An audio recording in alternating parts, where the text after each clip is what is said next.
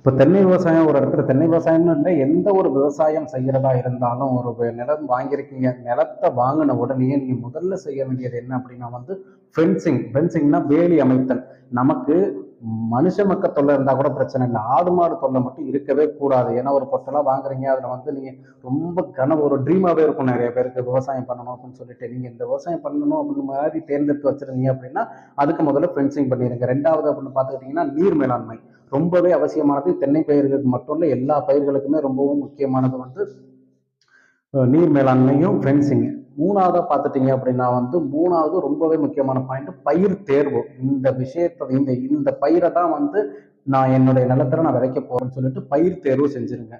நாலாவது விஷயம் என்ன அப்படின்னு பார்த்துக்கிட்டிங்கன்னா பயிர் தேர்வு செஞ்சாச்சு. இப்போ 3 விஷயம் முடிஞ்சிச்சு: நீர் மேலாண்மை, ஃபென்சிங் பண்ணுறது, பயிர் தேர்வு. நாலாவது விஷயம் என்ன அப்படின்னு பார்த்துக்கிட்டிங்கன்னா ரொம்பவே முக்கியமானது பராமரிப்பு செலவு எப்படி சிக்கன